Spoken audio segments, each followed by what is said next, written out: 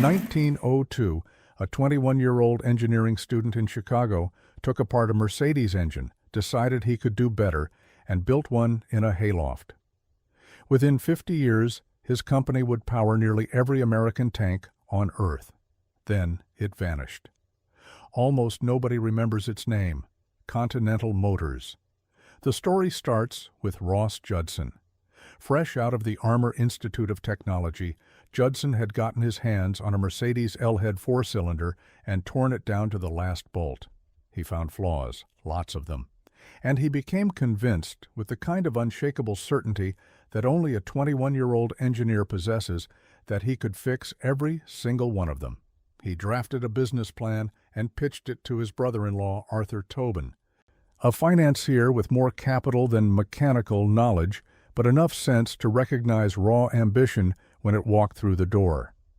They pooled their resources and rented a 900-square-foot hayloft in Chicago. That was the factory.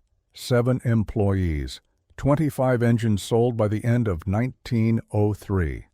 They displayed one of them at the Chicago Automobile Show that year, and it caught the attention of people who actually built cars. The product was a 4-cylinder L-head, nothing revolutionary on paper. But Judson had stumbled onto a business model that would define the company for decades. He didn't build cars. He built engines for people who built cars.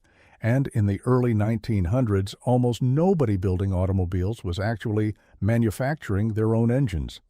These were small companies. It was sometimes just 2 or 3 men with a shed and a dream, and they bought their major components from suppliers. Continental became the supplier. They incorporated as the Autocar Equipment Company in 1904, and business grew fast enough that they needed a real factory immediately. A year later, they discovered a company in Ardmore, Pennsylvania, had been using the name Autocar since 1899, lawsuit territory. So Judson and Tobin picked a new name, one that sounded European, prestigious, and evoked the Continental engineering tradition they admired, Continental Motor and Manufacturing Company. Meanwhile, the city of Muskegon, Michigan, was desperate. The lumber industry that built the town was dying. The Chamber of Commerce offered Judson and Tobin a $12,500 bonus to relocate, provided they employed at least 125 men for 6 years. They took the deal. A contract was signed on July 25, 1905. By the following spring, a 16,000-square-foot factory was going up on the corner of Market and Water Street. Studebaker ordered 100 engines in 1906. 6 months later, they ordered 1,000. Continental's workforce went from 25 to nearly 600 in a single year. By 1910, Hudson Motor Car Company placed an order for 10,000 engines. That single contract gave Continental the capital to build a second factory in Detroit, designed by Albert Kahn, the architect who was simultaneously building plants for Ford, Packard, and half the auto industry. The Detroit plant had 2-foot-thick walls, a powerhouse with 3-foot walls, also a 1,000-horsepower generating station, and capacity for up to 22,000 engines a year. A towering smokestack, with Continental written vertically down its side, overlooked Jefferson Avenue. In 1912, Walter Frederick, a former engineer from the truck manufacturer Autocar, took over as chief engineer and launched a standardized catalog engine program. Instead of building custom engines for each customer, Continental offered proven designs that manufacturers could select from a catalog and drop into their vehicles. It was the engine equivalent of the Sears catalog approach, and it worked spectacularly well. By the mid-1920s, Continental was supplying engines to nearly 100 different automobile manufacturers: Stutz, Auburn, Peerless, Durant, Hudson, Checker, Graham Page, Jordan, Ruxton, Locomobile, Blackhawk, DuPont, and dozens more. The company could produce 250,000 automotive engines per year at peak capacity, An estimated 3 to 4 million cars were running on Continental power by the end of the decade. 6,000 workers between Muskegon and Detroit. The company slogan was simple and enormous at the same time. Powerful as the nation. They were arguably the most important engine company in America that nobody outside the industry had ever heard of. Even Henry Ford had started out buying components from suppliers like Continental before building his own. That's how fundamental they were. We track down stories like this every week. Engines, tanks, aircraft, the people who built them and broke them. If you are not subscribed yet, now would be a good time. We are just getting started on this one. But here's the thing about building engines for other people's cars. When those people go out of business, your order book goes with them. And in the early 1930s, they went out of business fast. The Great Depression gutted the independent automakers. Durant collapsed in '31. Auburn, Peerless, Moon, Jordan, and dozens of smaller companies followed one after another into receivership or outright liquidation. Continental's customer list was shrinking every month. The bigger manufacturers, Ford, GM, Chrysler, they had always built their own engines in-house. They didn't need Continental. And the smaller manufacturers who did need Continental were dying. Ross Judson left the company in 1930. W.R. Angel, a board member who had brokered the original deal with William Durant, took over as president and tried to keep things afloat by expanding into diesel truck engines, agricultural equipment, and aircraft power. Continental even tried building its own cars for a couple of years. The Continental Beacon, Flyer, and Ace, assembled partly from the remains of the failed DeVoe automobile line. Norman DeVoe, who had organized Chevrolet's California dealership network, had tried launching his own car company and failed spectacularly. Continental picked up the pieces. The Ace actually ran 66 miles per hour for 1,000 miles straight in an endurance test. Decent car, sturdy, well-equipped. But decent was not remotely enough to compete against Ford and Chevy during the worst economic collapse in American history. Continental lost money nearly every year through the '30s. The company that had powered 4 million automobiles needed a new customer, preferably one with deep pockets that would not go bankrupt. It found the United States Army. The relationship had roots going back to World War I, when Continental built standardized truck engines for the War Department. A contract gave Continental the rights to supply 50% of the engines the Army needed. But the real transformation came in the late 1930s. The Army had been using Continental's W670 radial engines in its light tanks, 7-cylinder air-cooled units adapted from aircraft designs, reliable, modest. Good enough for the interwar years when nobody was funding tank development anyway, but with war clearly coming, the Army needed something bigger for its new medium tanks. In 1939, Continental won the license to build the Wright R975 Whirlwind for armored use, a 9-cylinder, air-cooled radial originally designed for aircraft, 975 cubic inches of displacement, about 400 horsepower in military configuration. It was not elegant. The engine was 45 inches in diameter, wide, tall, shaped like a barrel, and that barrel shape dictated everything about the tank it went into.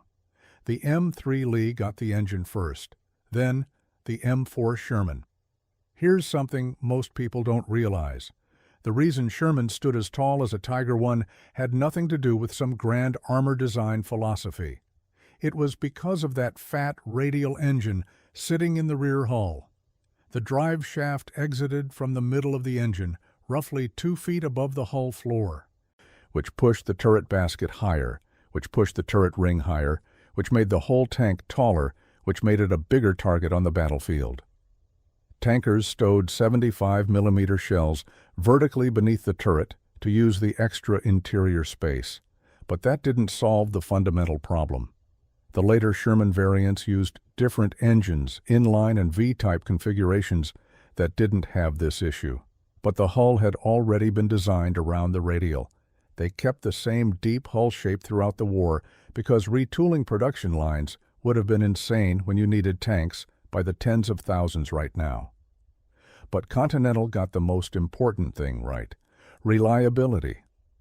The R975 was not powerful enough. Crews had to rev it hard to get 30 tons of tank moving, and the torque characteristics were mediocre at low RPM. It was not compact. It dictated the profile of the most produced Allied medium tank. But it worked. It worked when German engines didn't. Shermans that hit the beaches at Normandy with 10,000 miles on the odometer were still running strong. German Panther engines lasted about 900 miles under ideal road conditions, often considerably less in field conditions. The Panther's Maybach needed a gantry crane for major maintenance. Continental's radial had individually mounted cylinders. Pull one off the engine, bolt a new one on, in the field, without removing the entire power plant from the hull. A depot crew could swap a failed cylinder and have the tank back in combat the same day.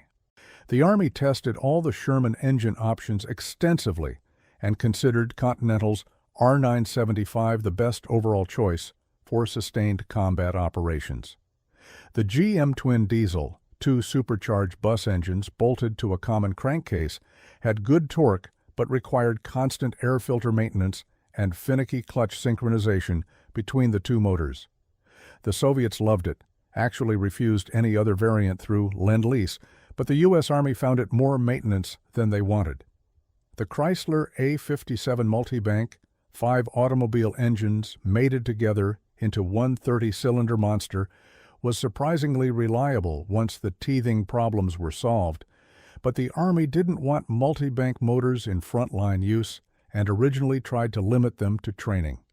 It wasn't until the British agreed to take the A57 Shermans that they saw combat at all.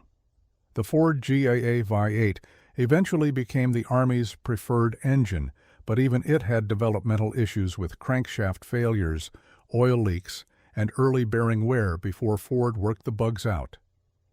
Continental produced over 53,000 R975 engines for armored vehicles during the war. Wright, the company that actually designed the engine, built about 7,000. Continental outproduced the original manufacturer nearly 8-1.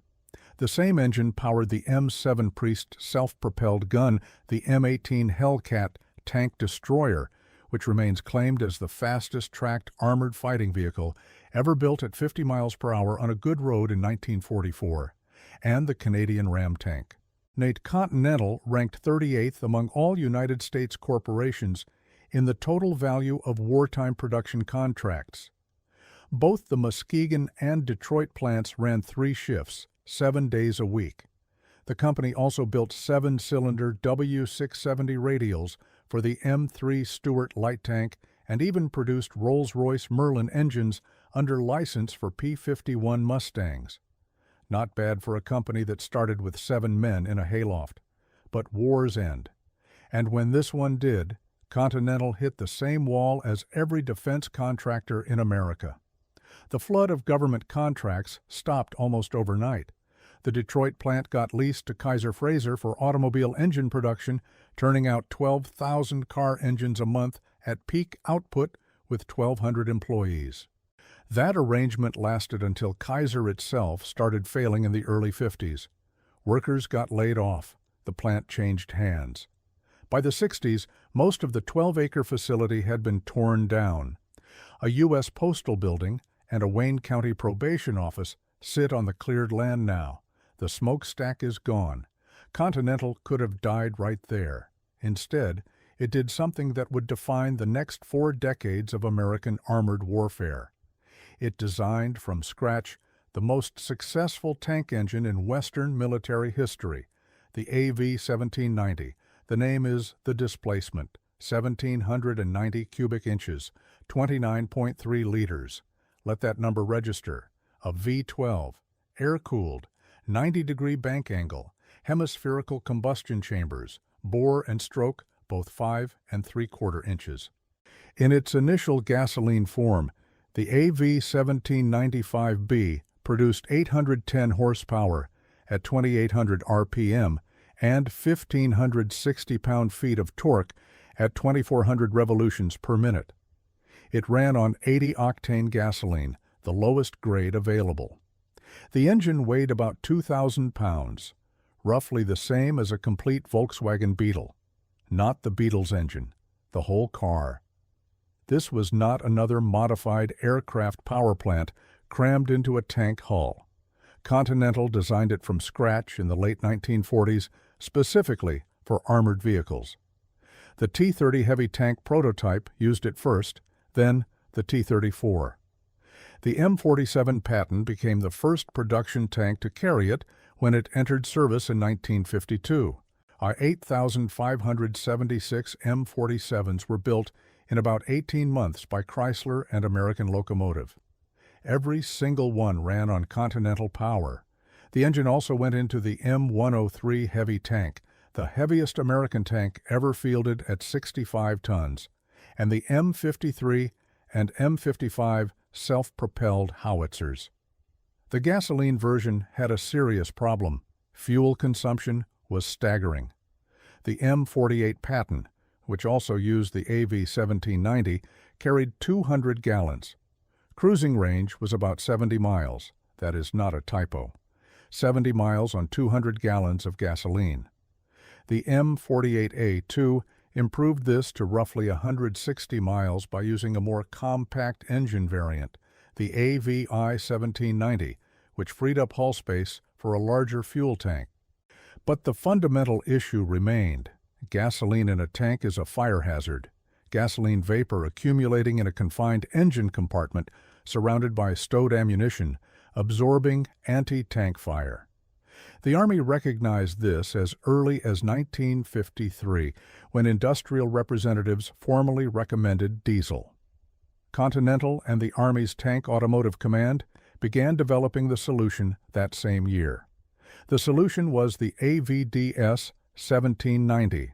Same displacement, same V12 layout, same fundamental architecture. But now, burning diesel fuel and supercharged. Later, twin turbocharged. The designation decoded itself.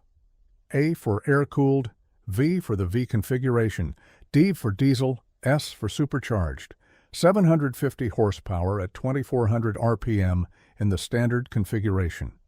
The conversion to diesel fundamentally changed the engine's character and every tank it went into. Better low-end torque for maneuvering, dramatically better fuel economy, vastly reduced fire risk. The M48A3, the first Patton to receive the diesel AVDS, went from 70 miles of range to 300. Same hull, same armor, same combat weight. More than 4 times the range on a tank of fuel. That is what a proper engine redesign delivers.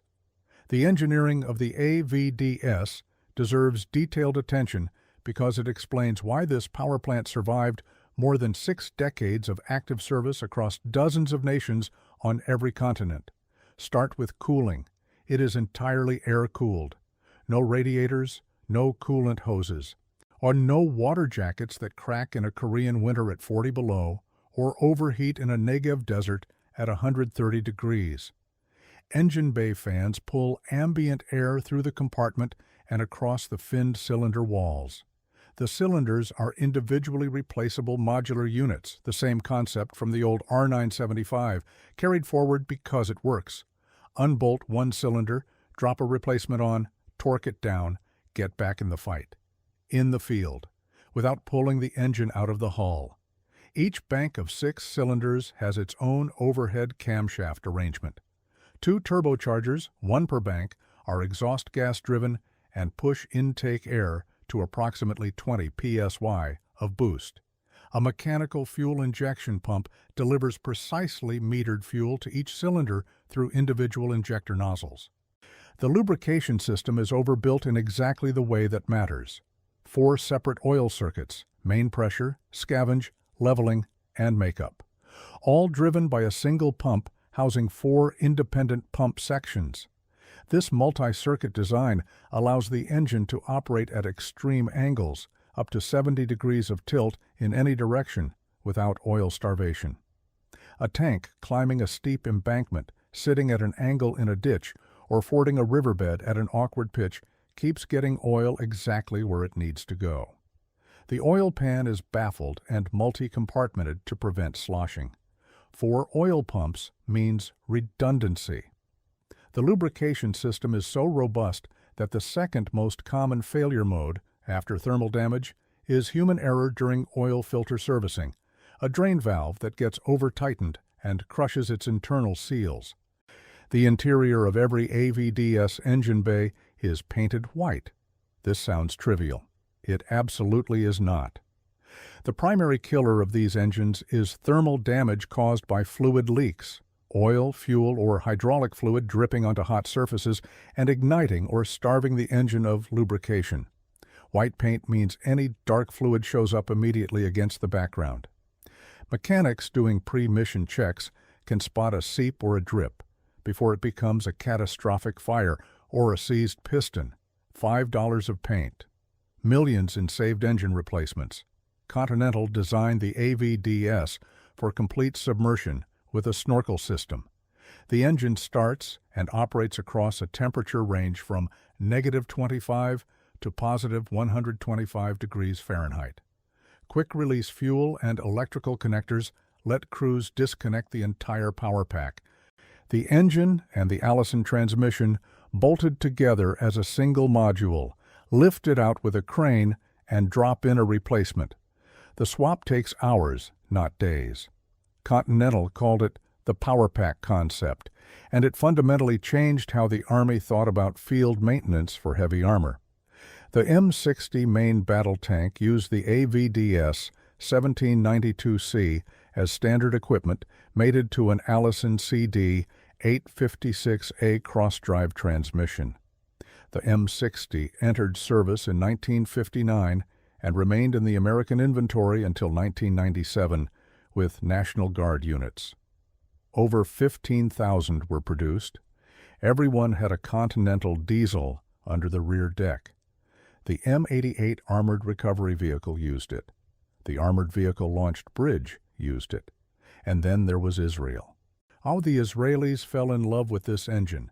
The AVDS powered the Merkava Mark I at 908 horsepower and the Merkava Mark III at 1200. When the Merkava Mark IV switched to a German MTU engine because a 1500 horsepower AVDS wasn't ready yet, the IDF went right back to Continental for the Namer Heavy Armored Personnel Carrier. Reliability and field maintainability mattered more to the Israelis, who have staked national survival on armored warfare, than raw horsepower numbers. South Korea built the engine under license for its upgraded M48 fleet. Sweden re-engined its British-built Centurion tanks with the Continental diesel in the 1980s. Over 44,000 AVDS 1790 series engines were produced in total, powering more than 60% of the Western world's main battle tanks through the entire Cold War. Then Continental lost the contract that mattered most. 1976. The XM-1 program, America's next main battle tank. Chrysler proposed a prototype with a Lycoming AGT 1500 gas turbine, 1500 shaft horsepower, from what was essentially a jet engine in a tank. GM's original proposal used a Continental AVCR diesel. The Army preferred diesel. Proven technology, better fuel economy, simpler logistics. Continental had powered every American tank since the Second World War. There was no rational engineering reason to expect that would change. Then politics happened. Defense Secretary Donald Rumsfeld halted the contract decision in July '76 over the Army's explicit objections. His deputy, William Clements, insisted on making the turbine engine mandatory. Within days, GM was asked to redesign with a turbine. One Pentagon official later admitted it was a political decision, and that since Chrysler was the only contractor with a gas turbine prototype, the requirement effectively handed them the contract. The backstory was more complicated. Chrysler was in serious financial trouble. In June of '76, Chrysler's chairman met with senior White House economic officials about the company's deteriorating condition. The XM1 contract was worth $4.9 billion. It was a lifeline for an automaker teetering toward collapse. In November, Chrysler won. The AGT 1500 went into what became the M1 Abrams. Continental's diesel was out. The turbine had real advantages: lighter weight, quieter operation, earning the Abrams the nickname Whispering Death. Explosive acceleration, 0 to 20 miles per hour in 6 seconds with a 72-ton tank. Multi-fuel capability. But it consumed fuel at rates that made logistics officers blanch. By 1999, General Dynamics built an experimental Abrams with a Continental AVDS rated at 1,500 horsepower, matching the turbine's output exactly. The Army's Armor Journal reported it would deliver a 50% increase in cruising range and a 37% reduction in maintenance costs. Equal power. Half again the range, a third cheaper to maintain. It was never adopted. The turbine was entrenched. The Army wasn't switching back. Continental didn't disappear immediately. Teledyne bought the company in '69. The Muskegon operation became Teledyne Continental Motors General Products Division, then was renamed Teledyne Vehicle Systems in '94, then sold to General Dynamics Land Systems in '96. The engine line kept passing through corporate hands. L3 Technologies, then Renk America. You can technically still buy an AVDS 1790 today, in variants from 750 to 1,500 horsepower. But it is a legacy product now. Rebuilds and spare parts for aging fleets around the world. The factories tell the real story. The Detroit plant, Kahn's 12-acre masterpiece on Jefferson Avenue, was mostly demolished by the '60s. An unrelated company called Continental Aluminum operated a toxic metal recycling operation in the surviving foundry building until '98. After they abandoned it, scrappers picked the remaining structures apart over several years. The test cells and a shell of the power plant are all that still stand.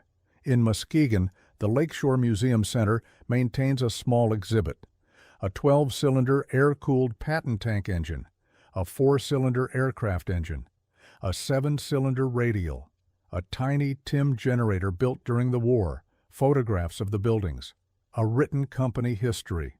For a firm that powered 3 to 4 million cars and most of the free world's tanks, the memorial is very quiet. But Continental's engineering lives on in strange places. In Southern California, Jay Leno owns a car called the Blastoline Special. It was built by a craftsman named Randy Grubb from parts sourced partly from a landfill. At the heart of it is a Continental AV 1795B pulled from an M47 patent tank, 29.3 liters. The engine alone weighs 2,000 pounds. The original transmission came from a Greyhound bus.